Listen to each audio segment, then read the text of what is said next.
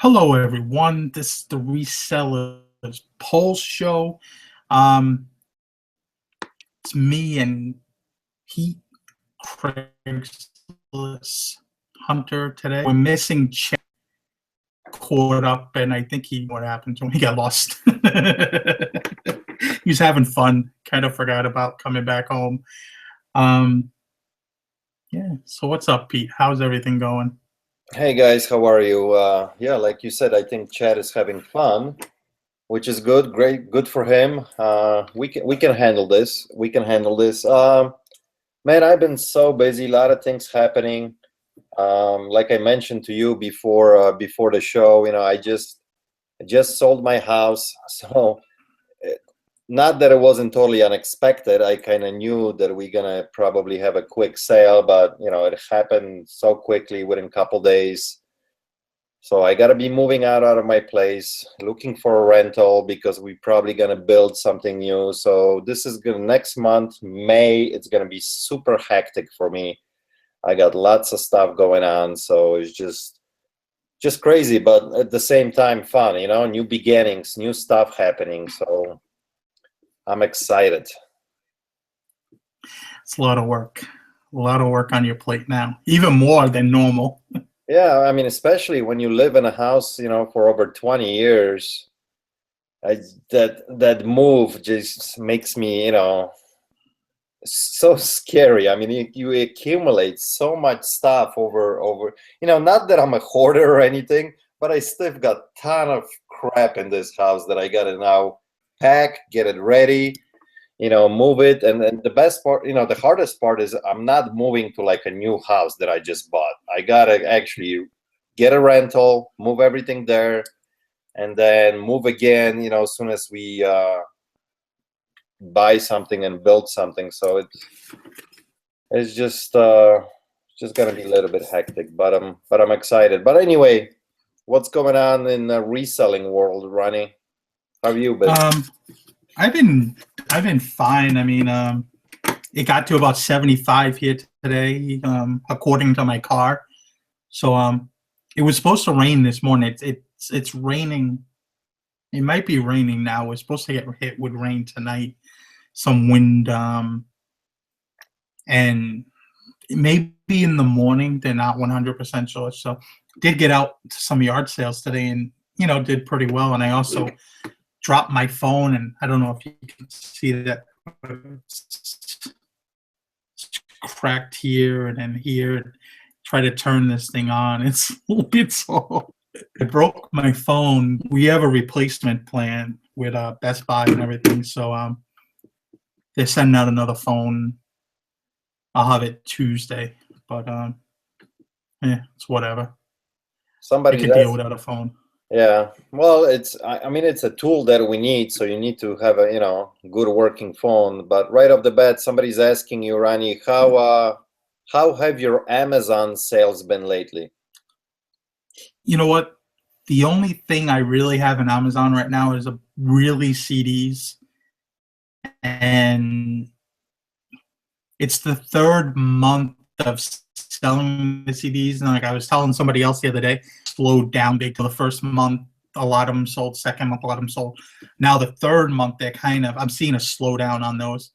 Um, you know, I just sent a few orders in Amazon actually. So we'll see. I sent in, I don't know, 30, 40 products, and I listed a few games that we picked up today. I picked up a bunch of these, picked up a whole Nintendo 64 with controller and everything. It works. And about 19 games, and 5 of them I put on Amazon, and I already sold one so far. I mean, cheap money, like $20, but the more expensive games out money, and it's a lot of system and get some money, but that was like $15. So I already got my money back this morning. So, but sales have been slow. I mean, but I don't really have much in there. It's not like I send stuff in there all the time. It's kind of as I get it, I send it in.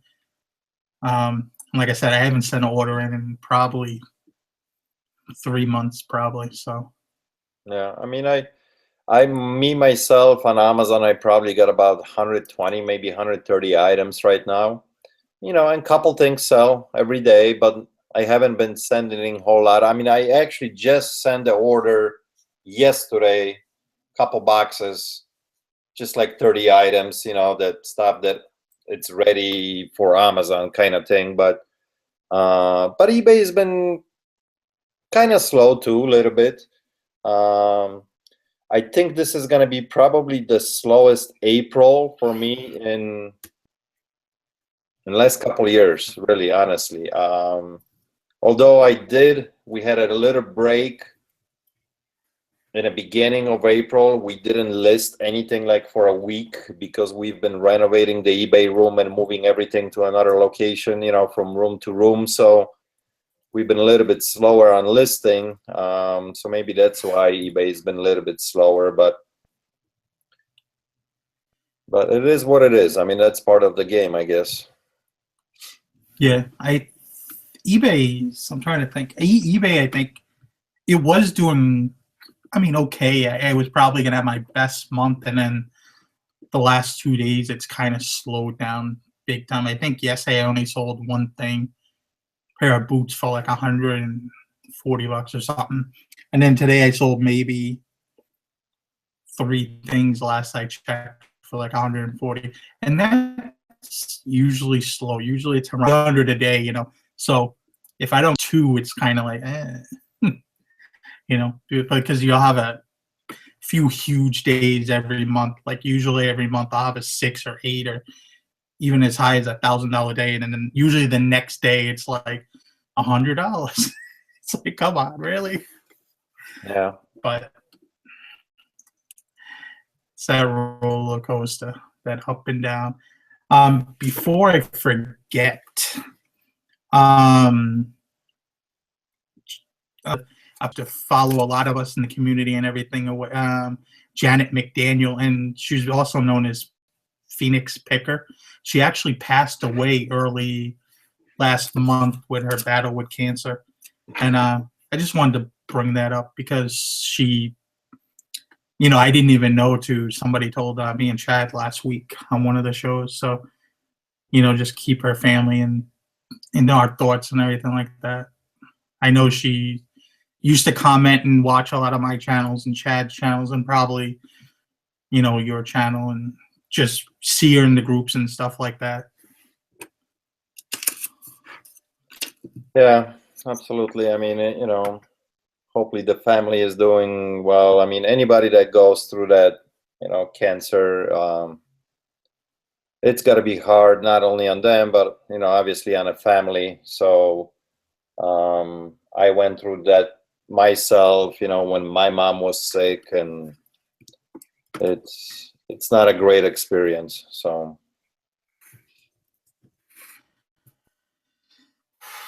yeah, I couldn't imagine. Just I just don't. I believe. But right. I got a question for you. How's the shop doing otherwise? The shop, my old shop is doing great. Great business overall. The new shop, I'm struggling. I'm not gonna lie, it's a battle. But we kind of expected. We gave ourselves 6 months to a year that it's gonna take before we actually gonna turn any kind of profit. So it's been open now for 3 solid months. And it is costing me money. It takes time, but every day we are getting new clients and new people are showing up. So I think we are structured correctly to achieve what I'm planning to achieve. So just got to be patient, and it's just typical. Same thing happened with my shop, my first shop when I opened. It took at least 8-9 months before we had really any traction. And it seems it's happening kind of the same way with the newer shop. New location, smaller shop, big traffic area, but it's not one of those traffic areas that I'm like in the middle of some kind of big strip mall or shopping center that you get a lot of foot traffic, you know. So I have to kind of direct traffic to get to me. Just because I have a very, very busy street, it doesn't mean that, you know, people are stopping by. So it's just gonna take time. But overall, I'm happy how it's doing right now. So we are on the right track.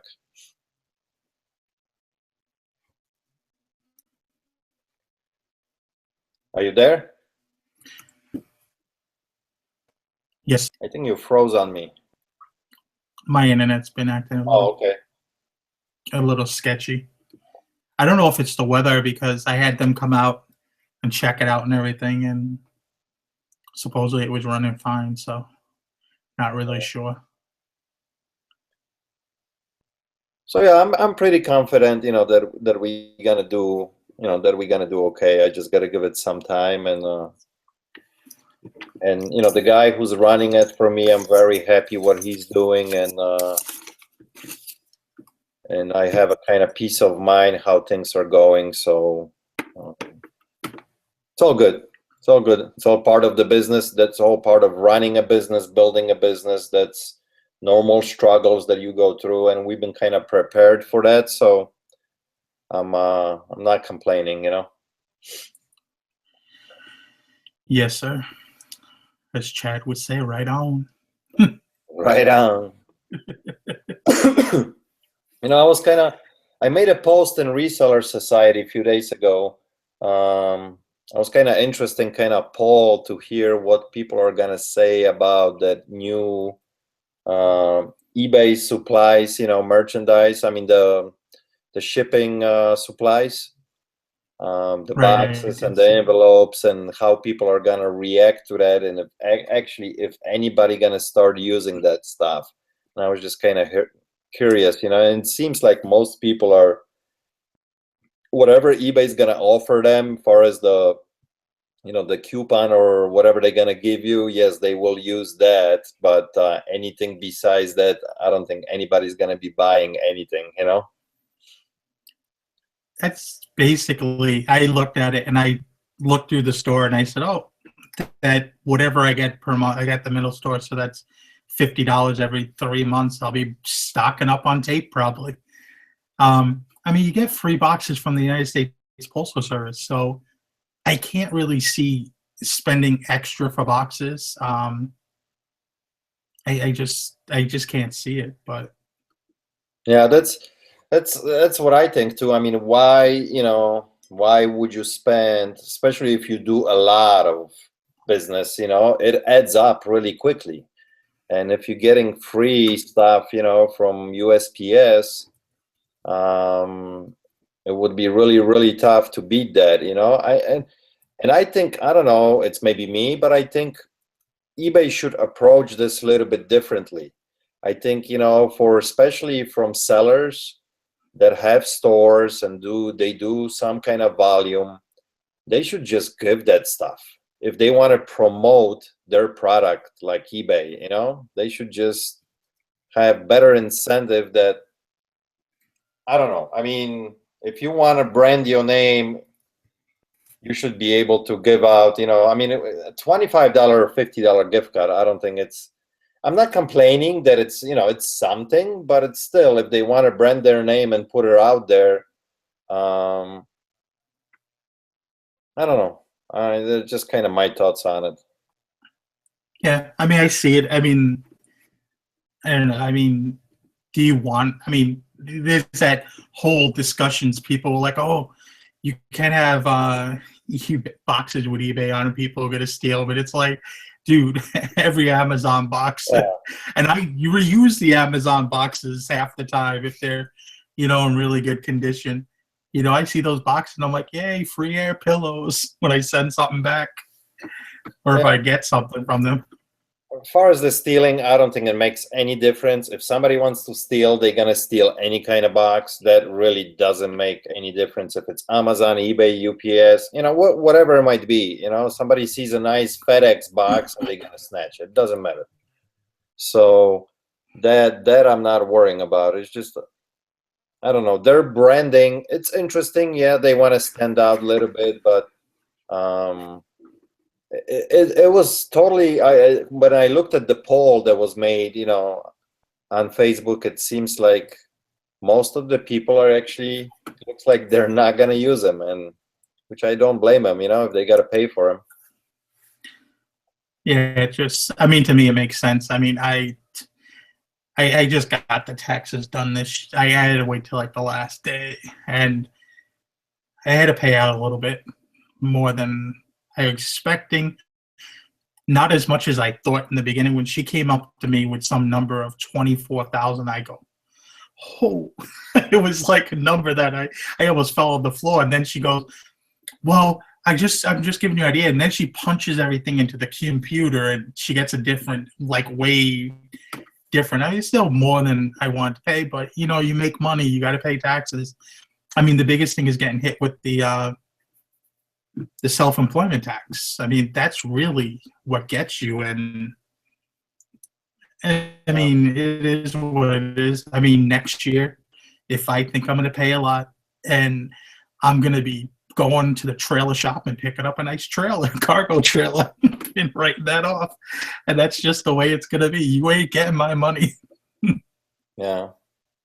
Well, me, I got so many expenses with the shop that actually, a lot of this stuff works in my favor. Actually, when you're running a business, I can write off so many different things, but still, yeah, it's nothing you can do. When the time comes, you got to pay. If you made some money, you got to pay, and you just got to plan ahead. What was that? Oh, I was scratching the palm of my hand on my desk. It was a little scratchy. I didn't know you could hear that, though. That reminds me of that video that we had a few months ago that Chad did. Remember, what was it? He was, I don't know. Oh, oh, poor Chad. All right, guys. Well, we want to thank everybody for coming out and checking us out. We got almost 100 people watching now. If you guys have any questions for me and Ronnie, just put it down next here in the chat, and we try to answer some of them, and we go from there. I don't know. It's kind of weird without chat. It's different. Yeah, it's definitely. It's definitely a little bit different. I'll show this little mug I actually picked up. I picked up this Starbucks mug the other day. Paid 50 cents for this at this little small thrift store that's close by the FBA drop thing. I never really go there too often. And it's from 2008. And then I guess this is the rarest Starbucks mug. And this should sell for like $200-300, this one. But they're all based on autumn. As you can get the 2010 one, it's only worth about 30 or so, where the 2006 one is only worth like 20. It's really depends all by the years on these things. But that was kind of shocking. I was like, oh, I'll pick it up for 50 cents. And I looked at it when I got in the oh shit. But that was pretty cool. That's cool. About 3 years ago, I picked up, actually not me, Adrian, my partner, bought the whole collection of this lady. She walked into the shop with her husband. She had to make 2 trips in their SUV to bring the whole collection to us. It took us about almost 4 months to sell it, but I sold every single one of them, online, ranging from $20 to about $100. It was very interesting. I learned actually a lot. I did not believe how many different cups were put out, by Starbucks with different cities, countries. It's just unbelievable. And it's a huge following. I can't believe how many people actually collect that stuff, Yeah, me and Chad would like go and like the sold listing, see which other one sold actually pretty well. It was like, hey, let's check this out. Hey, check couple. It was like, oh, this one is every one I've ever picked up before this is like, I'm lucky if I get $20 plus shipping for it. And they usually take like 6 months to sell, to the point where I don't even buy them anymore. Like, because it's just, but I don't know. Something just said, oh, it's 50 cents. Yeah, I didn't find anything else in the store. Let me just buy something, to make, it's like, good thing. Good thing I didn't walk with a bit pissed and looked it up and been like, oh, I gotta go back. I'm having a real hard time hearing you. You constantly breaking up on me within the last couple minutes. I hope it gets better. Yeah, it's been a little rough. So yeah, it's a huge following. Those cups have huge following. Ton of people collect them. They just absolutely love them. So, alrighty. Have you ever sold something on eBay that you know someone else is going to reflip from more?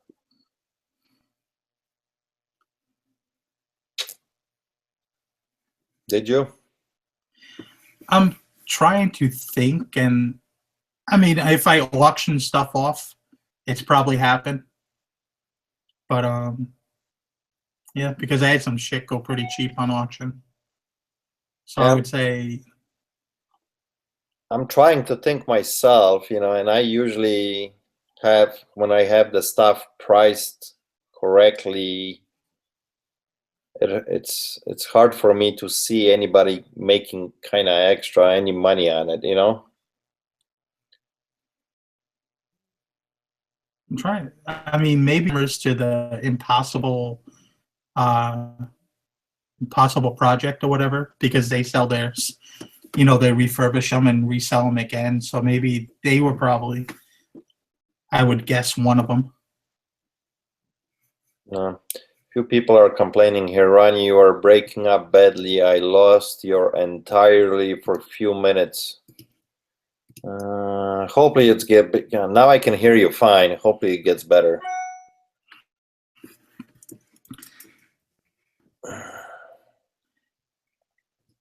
Is not too much I can do with that, unfortunately. Yeah. See, I'll just be quiet. Now I got that HD sign on the screen. You see that? Do you have that or no? In the right bottom corner. Anyway. I gotta. Yeah, you totally froze on me. Can you still hear me? Yes, sir. Okay, you can at least hear me. We got another question. Have you ever noticed correlation between the stock market and eBay sales? Ooh, that's a deep one.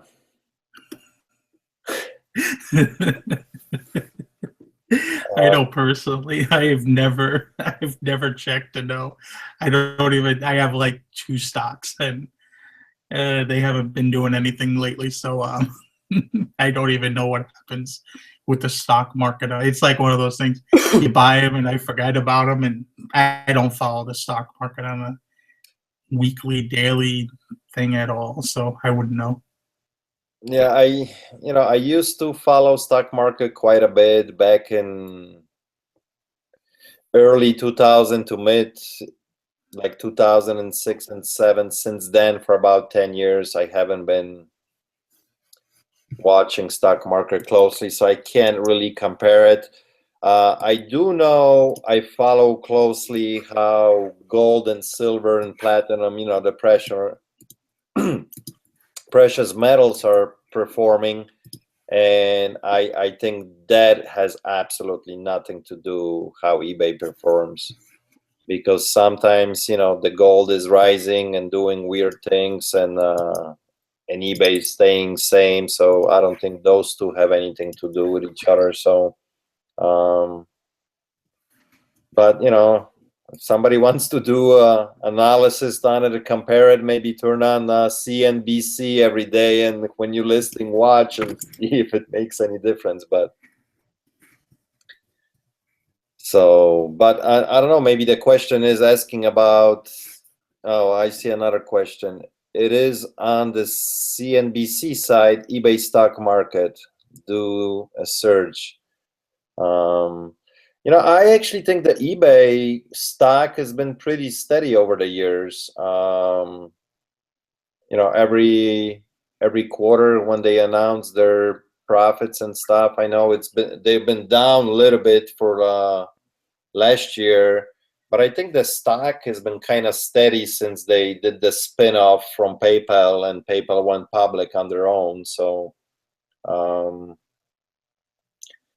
it doesn't look like the investors in eBay are worrying too much because it's been kind of steady. So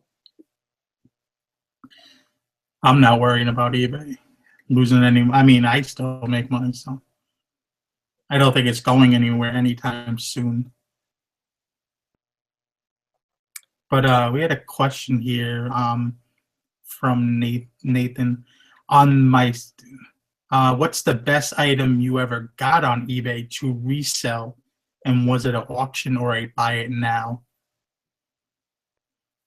I got to think about it for a second.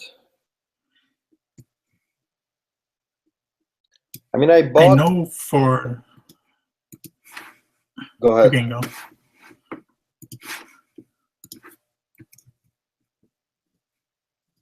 I bought a few things back in the day to flip it on Amazon.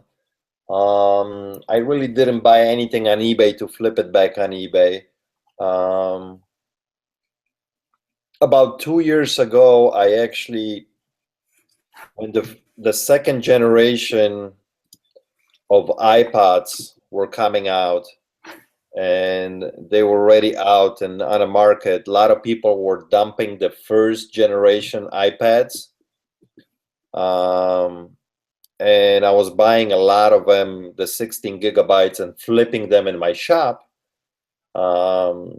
because I could pick them up roughly for about like $180, $190, and I could still easily flip them right away in my shop for like $250, $260. It was like a $70 profit, you know, and I would almost for like a month and a half, I would bid on auctions and try to get every other day one iPad, and they would just show up every couple days in the mail, and we would just put them out, boom, sold, boom, sold.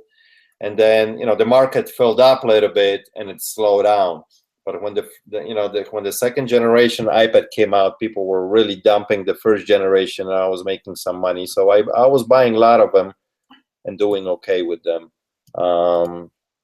Also, at quite some time ago, I was buying quite a bit of those combo DVD, and they still do okay either way, either on eBay or Amazon. It seems like eBay market filled up a little bit. But a couple years ago, I was buying quite a bit of the DVD VCR combos on eBay and sending them to FBA, and I was doing pretty good with that, you know. But then the market again on FBA filled up a little bit with those because it seems like people caught on, and then more and more of them were available. So I did that for a little bit. So there's, you know, just got to find the niches and see what sells where, and it's doable. I think Chad found one of those Sony combos the other day, sealed, brand new. Yeah, somebody said, you know, I love it. Even spending 180 to turn into 250 is good money to me. Absolutely. I mean, sometimes you gotta, you know, there's a lot of different ways. Everybody loves the home run, right? I mean, we buy something for 5 and we flip it for 120. But a lot of times, you know, especially in my business in a shop, I gotta pay up sometimes for things, you know. to keep everybody happy and to get the flow going. I'll spend $100 to make $150, or I'll spend $150 just to make $250. It's not always that we're buying the stuff for $5-10 and flipping for $100. It's just especially with my shop. It's maybe a little bit different when you go in garage selling or you're hitting the thrift shops or flea markets. You can pick up stuff cheaper with a bigger margins, but in a shop sometimes I gotta pay up to keep everybody happy, especially if there's demand for something, you have a hot product. So yeah, I'm trying to think. I think I've done a bunch of sport coats and everything, but I think the biggest one, I bought two leather Willis and Geiger jackets. I listed his, and I picked them both up for $100 free shipping, and I sold one of them right away for like $430, and then I sold the other one a few months later for like $325. So that was pretty cool. And the only reason I knew it is because I was looking at the listings, because I found one a few days before that listed it, and I was kind of seeing if anybody else came through, and he just put them up like within an hour, and he like copied my listing. I was like, hey, I'm buying your jackets now. Yeah. I tell you a funny story though. I one time, this a couple years probably now, I sold a very nice bait casting fishing rod, and the guy bought it, paid like, I think it was like $150 or $160 for it. Shipped it out to him. He contacted me. He says that he apologized. This is not the model that he really wanted. It doesn't feel good in his hand. And this was a quality rod. This is a rod that it's brand new, about $400. Okay, so I can understand. This is fishing is one of those pieces of equipment till you really put it in your hand, you don't know, if you're gonna like it or not. So I said, no problem, ship it back to me. He did. He paid for the shipping, and when I got it back, I relisted it, I think, for $100 more, and it sold right away too. So it's like, you never know, you know what I mean? I mean, it's the same item that I was willing to take like $160 for it. It came back to me. I put it out for like $260 and it sold. It's just, the market is weird like that sometimes, And at the time when I sold it, there were like 3 or 4 available in that $150, $160 range. So for me to move it, I had to be in the same kind of, price point. And then, just a couple weeks later, I got $100 more. It's just amazing, sometimes. I've had that happen on Best Offer in the past when I used to do Best Offer. You'd sell something kind of cheaper than you wanted, and then you found it returned, you list it, and it would sell at like full price, and you're like, oh wow, I made more than initially. You're kind of happy about it. You're like, hey. Yeah, sometimes you just never know, What else we got? We got the Urban Lumberjack is asking, when would you say the busiest months on eBay are, and do you try to load your listings amount up beforehand? Well, for sure, for me, summer months are usually the slowest. Starting like June, July, August is usually the slowest months for me. Fall is usually pretty good all the way till Christmas, of course. So it's usually probably the busiest time on any e-commerce side, the last 3 months of the year. So that's the busiest, simple. And then the rest of the winter, like we just had now, January, February, March, are usually pretty strong too, and then it starts falling off slowly. That's what I notice every single year almost. Yeah, I'm basically the same. I'm looking at I have my numbers here so I can like through the numbers. And February through April last year was our strongest, and in the spring, and then of course August, September, and October, and November was pretty good. December kind of slowed down. But then our best months on Amazon were actually May, June, and July. So I guess it all depends. Maybe I didn't mess with that whole fourth quarter thing either. So I mean, I guess it all depends on what you're finding, what you're buying, what you're selling. But I mean, Yeah, I I don't mean, think I necessarily buy skin. It's just I buy stuff, and if it's selling, it's selling. If it's not, it's eventually going to sell. yeah. I mean, like you said, it all depends on a product too. If you find something that it's really really good in July, um, it's gonna move. If it's a good product, it's gonna move. If you're gonna find the same product, in November, it's probably gonna move too. So it all depends on your inventory. Now, do I plan fourth quarter and stuff like that? I really don't. I go, I maybe I do stock up a little bit with retro gaming system and stuff before Christmas. We'll put away some nice systems, and then we will list them right around Thanksgiving, because you can get a little bit more money that way. But everything else we just list as we go. I don't. My inventory won't change from 300 items to all of a sudden 2 months before Christmas to 1,500 items. That's not the game I play. So. And I know a lot of people do that. I mean, they'll have hardly anything listed throughout the year, and they wait for those last 3 months, and they just pump everything, I just list it as I get it, and that's it. I don't really usually have too much that doesn't have to be listed. I get it, goes online usually within a few days, and that's usually. I mean, in the past, I would throw all the video games in one tub and kind of wait the fourth quarter, but now it's like I just got to get rid of this stuff. I don't have time to. I don't have the space. It's just like I'd rather turn the money over faster and just keep going. It doesn't matter. I got a leather jacket today, and it's gonna go off.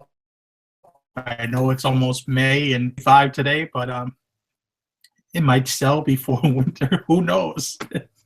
But it's going up. Yeah, and if It's winter in Australia. Yeah, and if it doesn't sell, it's just gonna sit there. November is gonna come around, and it's gonna be there ready. So it's just part of this game. Long tail stuff, you get it all the time, and you just gotta be patient. So, got any more questions? Yeah, we got a few. Yeah, I gotta get to the right screen somehow.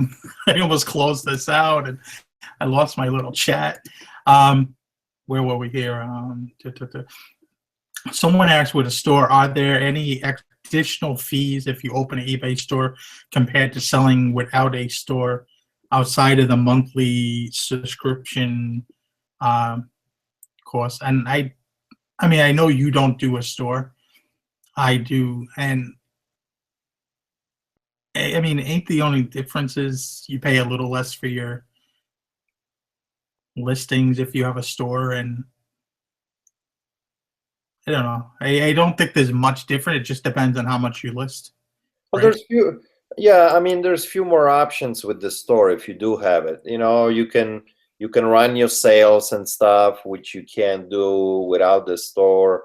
If you're going on vacation, you can put it on hold and stuff, which is really doesn't affect me because my stuff is on all the time. I'm not worrying that I'm going on vacation because always somebody's taking care of the listings. If it's not me, it's my partner. If it's not my partner, it's my eBay staff. So that doesn't bother me. But I don't think there's any additional fees besides the subscription fee, right? I don't think there's. Are you there? You completely froze again on me. Yeah, I kind of heard you, but I kind of get an idea.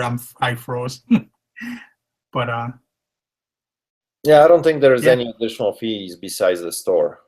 So depends, you got three options, right? You got the cheapest one for like, they just changed this recently, of course. This was the major change, right? It went up everything like $10 or something. Yeah, I mean, I think the largest store went up the most. That went up like, well, they all kind of went up a certain, like probably 40%. But if it's the smaller store, it's not going to be a bigger difference. But if you had that big store, it was a big difference in price. I think it went up like $100. But you get more listings, so I mean, I don't know, work on more listings, I guess, and more free listings. But funny thing is too, the eBay sends me, at least, I don't have the store, so I get these emails all the time. Maybe people that have the stores, they don't get these emails. But at least once a week or a couple times a week, I'll get an email from them that, opt in, we are giving you 1,000 free real listings or 500 free listings or 250 free listings, and when I use that, it's just plenty for me, so I usually, right now, we're gonna change this, but right now we list about 300 items roughly a month. That's the kind of sell-through rate for me as well. So, but I'm in a process of looking for a new eBay employee. Well, not new, another one. So I want to get a lot more listings happening because just my eBay room is overflowing with stuff. I just got too much stuff, and my girl Vicky just can't handle it anymore. So I need some extra staff. So we're gonna be. I'm thinking maybe I might be getting into one of the stores. We'll see. Right on. Yeah, somebody just asked, so Pete doesn't have a store? No, I don't. Not at the moment. I haven't had one for years. I had one before when I had my different account on eBay, which got shut down a few years back. I got a couple accounts right now, and I don't have eBay stores on any of them. So.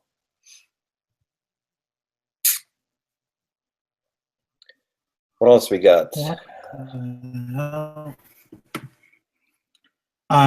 There's a question regarding clothing floors. Would you choose to sell a excellent condition Brooks Brothers shirt or a slightly worn or floored high-end Brioni chitin shirt? Thanks. I guess it all depends on the floor and how much I can get the shirt for. I mean, if I can get a Brioni shirt for a few dollars and it might have a little stain, I mean, I may buy it and still probably get $30 for it, but I wouldn't get a lower end shirt that had a floor on it. I try to pass things that have floors. I mean, unfortunately, you can't. You just the lighting in thrift stores. I swear to God, sometimes you just think the shirt's perfect, and you get home and you're like, "What happened?" But yeah, that's why you return them. I hate selling things with floors. Yeah. Here's somebody asking a question. Do you usually double box your vintage electronics? I just sold a pretty heavy Yamaha power amp. Now, sure, I need a double box. Depends what it is. Yeah, but I probably say I do double box 50% of electronics when it comes to, like, receivers or reel-to-reel players, especially gramophones. Sometimes it takes me an hour to pack a gramophone, but if it's good money, it's definitely worth it. Gramophones are so freaking fragile that that little bit of effort, using a lot of styrofoam and double boxing is definitely worth it. So if you have access to a lot of boxes, I would definitely do it, which I do. On a weekly basis, I go to Pier 1 Imports and I load up the whole freaking truck, and I have plenty of boxes for free. So I do it all the time. Chad just like sending me messages at the moment. It's like, dude, If you're not going to be on the show, you can't find your way home. Leave me alone. He's probably watching on his phone somewhere, sitting at a nice outdoor patio with a couple brewskis. Have fun, guys. They sounded like they were having fun, so that's the good thing.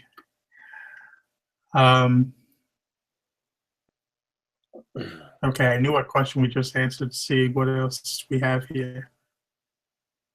Oh, here we got somebody's asking, my seller dashboard says I am a top seller and power seller, but when you go to my listing, power seller is missing. I don't know. I never see next to the listing a power seller icon. I only usually see the round gold medal when it says top rated seller, right? I don't think I see the Checking that icon. out right this moment. Yeah, I'm gonna pop eBay here really quickly and see.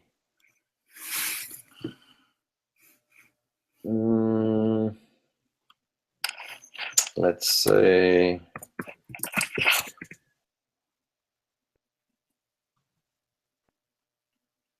Yeah, when I'm scrolling to like listings, I only see like the top rated plus, icon. I don't see anybody unless you click on the particular item. Yeah, same thing, top rated plus. It doesn't seem like it shows anything else. Yeah, it doesn't look to show from what I see. So I don't know. Maybe it just shows on your store page or whatever it is, that initial, or if you're checking your feedback, like. Yeah, I think maybe when somebody goes on your feedback, next to your feedback, when they're reading up on you, maybe that's where it shows too. But yeah, but anyway, don't worry about that kind of stuff. Just do your thing, list stuff. Price points are important, titles, pictures, stuff like that. And if you're worrying too much about, the top seller or power seller icons and stuff like that, I wouldn't worry about that. Yeah, I know it helps a little bit. But long as you have that top seller rating, you're getting all your discounts, and that's all it counts, Yes, sir. Question we had here from Benjamin. I have just done my first couple days at estate sales, and I seem to be really struggling to find anything worth picking up. Any tips, Ron or Pete, on improving? Go ahead, I'll let you answer this. I know you do a lot of estate sales, so I'm sure you got a lot of tips. Yeah, I mean, tips would be basically, I love to use statesales.net, and I'll check out the ones in my area, and they all have pictures, so you can what is there. You can kind of do research on a lot of different things to kind of get an idea before you even go there. Like more of the big ticket items, what you could spend and what you could buy them for. And then you got to get there early a lot of the time. You got to be there that first half hour, especially if something's priced right, because it's not going to stick around. That estate sale, we got the video games at this morning. I mean, we were there in the first 15 minutes. So, that wasn't probably going to be sitting there too long for $15 and 10 and 19 games. I mean, it's just, and it was weird. I found that in the basement, and it was a finished basement, but it was all the way in the corner. And, I didn't have any idea that actually that estate sale was run by a family, and they didn't even have any pictures online. It was just like, ad on Craigslist. And I went to look the house up and everything, and I came across the Zillow listing for it and everything, checking it out, and I was like, it's a $1.8 million house. It has to have something good in there. But the big key is getting there early. I mean, And if things, you'll get like a, you'll get it down. It's kind of overwhelming at first. I know I was overwhelmed going to a lot of state sales early on because the line, getting inside, it's hard to move around. And then sometimes you get sticker shock by the prices. You're like, oh, I don't want to pay $30 for that, but you might be able to make $100. So it just depends. But that's my two biggest tips probably. Yeah, I mean, and you will learn as you go. I mean, you just realize what things really to pick up or not, and what to concentrate on. Like you said at the beginning, it might be overwhelming, especially when you walk in and it's a big, estate sale, and there's a lot of stuff, and you really don't know what you're looking at because there's so many things. You want to grab this and that, and you got to have your mindset and kind of be cued in on few items that you really know, deeply. Because it's hard to stand there with your phone for half a day, you're gonna lose half of the deals. It's tough, and it just, you learn as you go, and with an experience, 2 months from now you're gonna be better. 6 months from now you're gonna be better. A year from now you're gonna be even better, and then 3 years from now you're not gonna even pull out your phone anymore. You know what I mean? Because you know what you're going after. You know exactly what it brings, and it's just a learning process. Yeah, I mean, at estate sales, I don't even use my phone. Because it just takes too much time, and sometimes you get a poor signal in that area or that house. So it's kind of like, I'll just go in, and if I think I can make money on it, or I don't think it's priced too bad, I'll just take a hit at it and see what happens.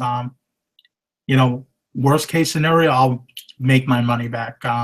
But if you're buying so many different things over the course of a day through like yard sales, you'll make it up somewhere else but I wouldn't spend like $100 on something if I didn't know about it.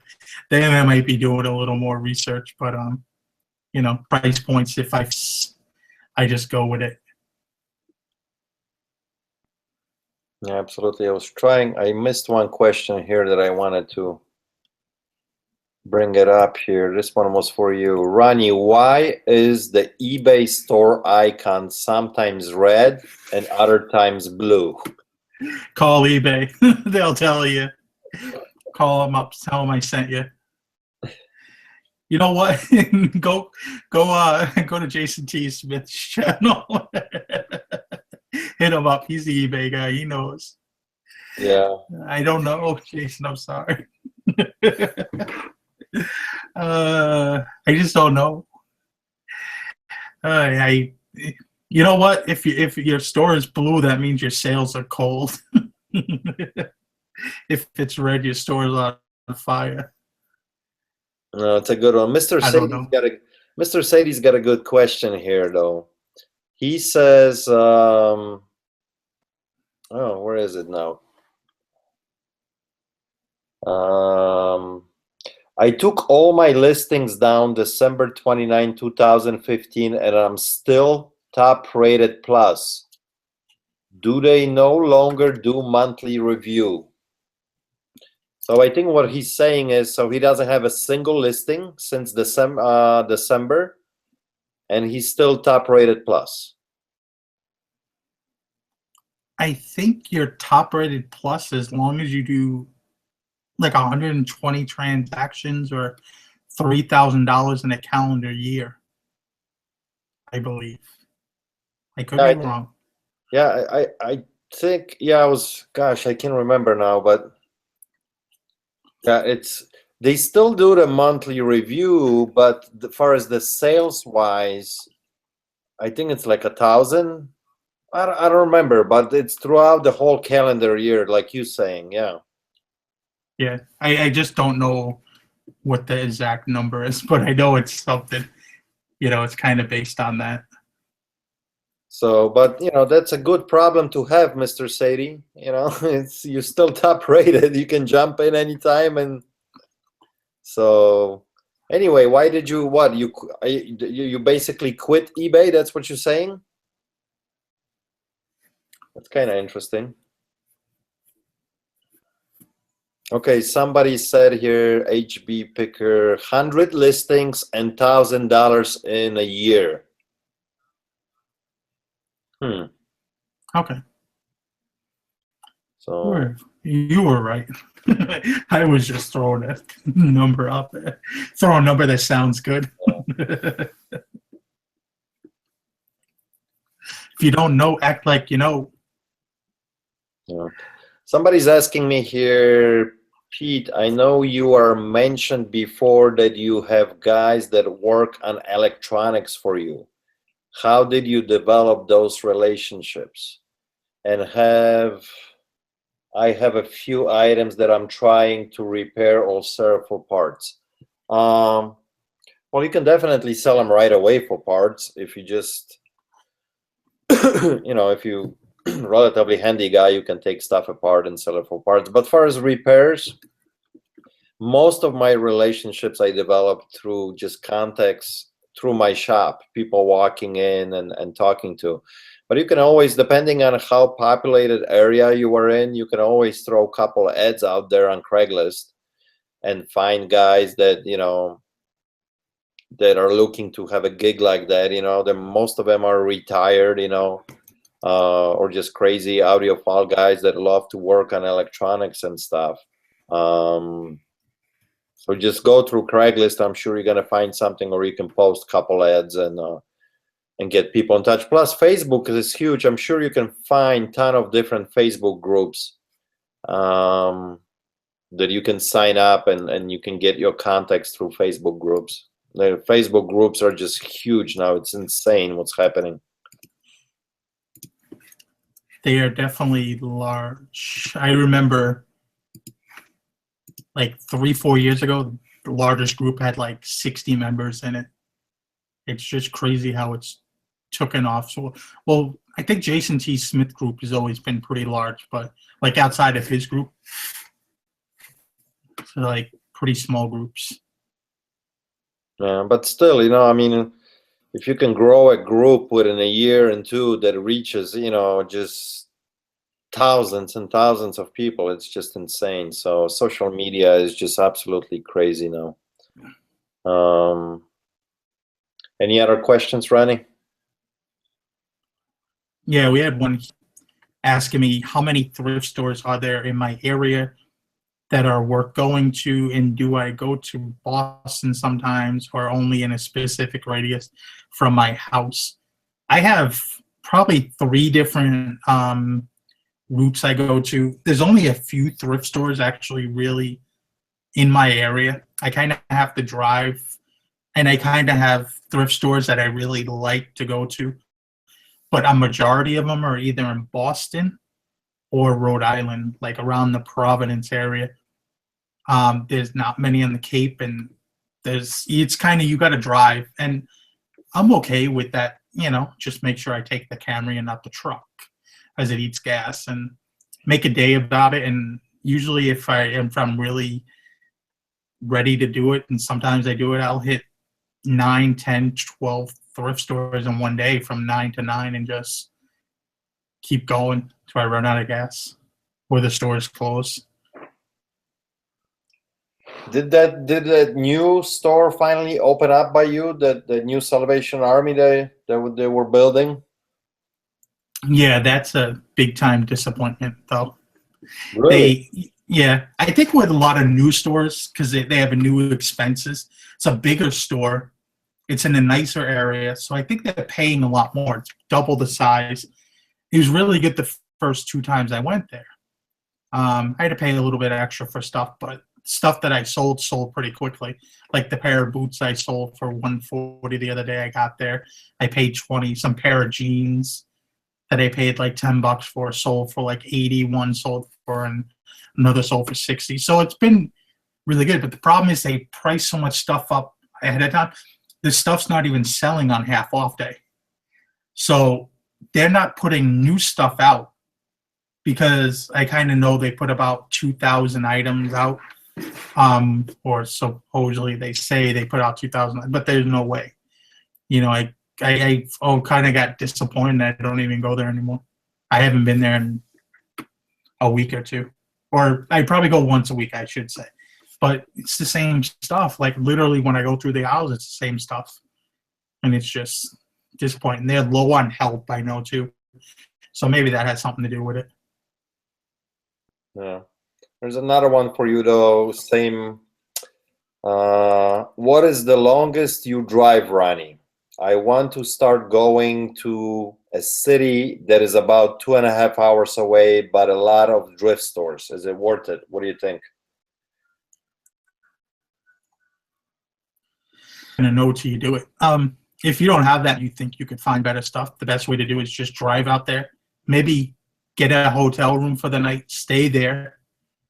Drive that way, go there, shop all morning, and maybe there's enough stores to make 2 days out of it. Technically, stay overnight and then hit those stores in the morning to get the most money and time out of it. What's hotel room going to cost you? I mean, depending on where you are, you could probably get one $50-$60. Do that Priceline.com thing, and But for me, I don't think I drive maybe more than 60 miles to, just because a round trip to like Boston's probably 160, 170 miles. A state sale I've driven like 2 hours for before, up in southern New Hampshire, and I actually did so well at that estate sale. We paid like $115, and I found a bunch of those shortwave radios, a bunch of really high-end Loro Piana clothing, and Ralph Lauren Purple Label luggage sets from Hartman Luggage, some Toomey stuff. It was just unreal, and the prices were really good. And the sad part was I did not keep the name of that estate sale company because I would have followed them because they were so good on their prices. Yeah. Well, anyway, right now, I would worry more about, hitting really hard the garage sales when the season is starting now, because you can't really beat the margin sometimes at the garage sales and estate sales in a summertime when it's hot, so at least that's for me. I would concentrate on that. Wintertime, yeah, different ball game because nothing else is going on, so you have to kind of hit the different thrift stores. But in the summertime, boy, those garage sales, man, I can't wait. I did few last weekend and I was in heaven. Nothing is better than yard sales. I mean, I just love what you never know what you're gonna get from one stop to the next. Everything's different, and it's kind of like on the fly thinking. Like you're constantly thinking in your mind, oh, is this worth picking up? And there's so many things that you don't even know nothing about. Some of it makes it way back to the trash. Like I picked up a bag today, a Samsonite like garment bag, and I didn't notice it that one of the zippers were broken. There was a rip on it, but I only paid $3, so it wasn't that big of a deal. I didn't want to sell it. I whipped it in the trash on the way out of here today. I was like, damn it, but only $3. I didn't waste too much money. Yeah. Somebody's asking if you always should hit garage sales early in the morning. Is the morning matter really? I mean, it does help, just like anything, because yes, stuff it's picked through. But guys, don't remember, a lot of these garage sales, people are bringing stuff out even later. They bring most of the stuff first in the morning, and then stuff sales start selling, and they now it's 12 o'clock, and they think, honey, we have more stuff in here, in this room, and that room, and they keep bringing stuff as the garage is happening. So you can always run into something in the middle of the day or by the end of the garage sale. You just never know. And a lot of times people just walk by stuff, sometimes it might be sitting there all day and nobody's noticing, or there was only maybe one or two different pickers out there that were not interested, that was not their niche, and you walk in and you're going to find it. So there's always opportunity, I think, with the garage sales at any given time, morning, midday, afternoons, and Friday, Tuesday, Saturday, whatever. It doesn't matter with garage sales. At least for me, I can always find something. Yeah, I mean, yard sales, I will go out basically to they stop. I don't care. If they stop at 3 o'clock, I'm going and continuing to 3 o'clock because I've come across really good stuff in the afternoon. Yeah, I mean, sometimes it gets a little more harder, but a lot of times also people will have stuff really priced high early on, and then later in the day they're seeing that there's not a lot of inch get it for a lot cheaper price too, as they weren't willing maybe to barter earlier in the day. So that's always a good thing too. Yeah, absolutely. I mean, especially if somebody's having that long yard sale, sometimes, like around me, most of them start on Thursday already. So if they are having a Thursday, Friday, Saturday, and they still have some stuff left over on Sunday, they're going to blow it away. They just want to get rid of it now. You hit, at 1 p.m. on Sunday, you're getting some good deals. So it might be picked through, but the stuff might be just dirt cheap. They're going to say 25 cents on everything, 25 cents this, 50 cents this, just to get rid of it. I don't know nothing about those Thursday yard sales, dude. Man, I envy anybody with Thursday yard sales. That's like Dallas Moore telling me he's going to estate sales on Tuesday and Wednesday. I'm like, what? Here it's one day usually. It's one day. I mean, maybe that's why the prices are actually fairly decent here for estate sales or yard sales, because most people only have them one day. Especially estate sales. It's like one day, and a few companies will do 2 days. So the stuff is actually fairly, they have to get rid of the stuff 6 hours, 9 to 3, or 8 to 2. It's like they can't price the stuff too high because you only having so much traffic come in that building in that much time. So it's actually pretty cool. Yeah, I mean, here I tell you, I mean, when it's full-blown season, in the middle of the season, the yard sales sometimes even will start on Wednesday. There'll be Wednesdays, few, ton of Thursday, and then Friday, Saturday, of course, crazy. But yeah, a lot of times Thursday is the opening thing for yard sales in my area here. That's crazy. I'm so sad by that. Well, that's what I'm saying. That's why you got to, when the season starts, you really got those 4 days that you can hammer from Thursday to Sunday. You don't need to be hitting anything else. There's so much of that going on. So. Yeah, and I've never had luck on Sunday yard sales. I don't even go out anymore on Sunday yard sales. I keep my butt home and kind of relax, and that's my down day. Yeah, the only downside to Sunday is a little bit, at the end of the season for garage sales, when football season starts, that's on Sundays they slow down. But other than that, man, I just love it. So anyway, we've been over an hour now, Ronnie. What do you think? Should we end this or keep going? Do we have any more questions? We'll give it a few more minutes and then we'll start to go. I tripped over a curb the other day and I smashed my knee in the concrete, and my knee is killing me right now. So I'm not going to be sitting too much longer, but it is killing me. It for whatever reason, I can walk around and move around fairly good, but for whatever reason, when I sit down in the chair and it's stretching, it kind of hurts. And it hurts to press, press even so lightly. Hope I didn't crack anything, crack a kneecap. Did you put any ice on it or anything? Nah, it was nothing. My wife came over with that icy hot stuff, and I was like, yo, get out of here with that stuff. that stuff's for your back. I don't know if that's gonna do well. It's not a muscle, it's literally the knee that's, I think it's because I just smashed the knee so hard on the. And we'll see. If it takes a few more days, maybe I'll go see a doctor. You never know, you gotta be careful sometimes, because if it doesn't get better after 2-3 days, it's not worth complications later on. So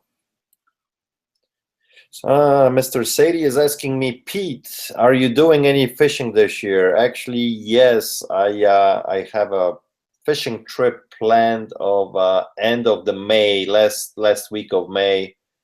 We're going up to northern Wisconsin, so it should be fun. Good musky lake. Excited for that one. Yep.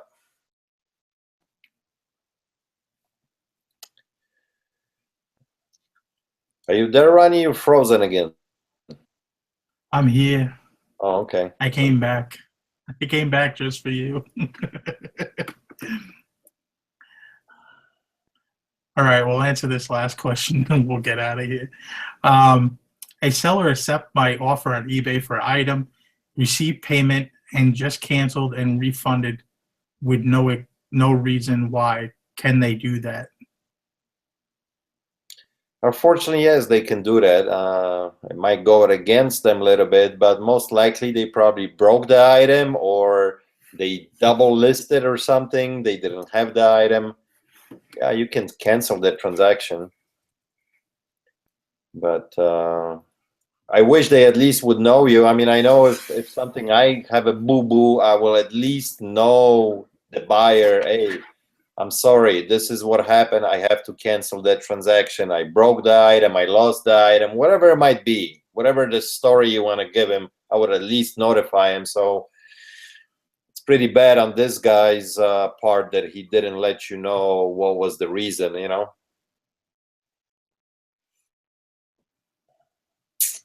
What do you think, Ronnie?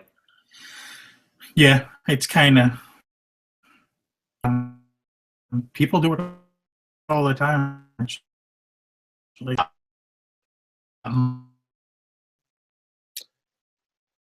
Sorry, man, I can't hear a word you're saying, but it's all good. Alrighty, I guess it's time for us to head off. Yeah, I think so. It's getting really bad right now. I mean, the last few minutes I can barely hear you. So it was a been good show, good turnout. Thanks, guys, for coming out. Thank you for supporting this show, Reseller Pulse. We missed Chad. I hope he had fun without us. And any final words, Ronnie? Yes, sir. Hey, if you like what you like, hit the thumbs up button. And hey, that's about it. We'll see y'all later, and have a good night, everybody. Happy picking. Enjoy your weekend.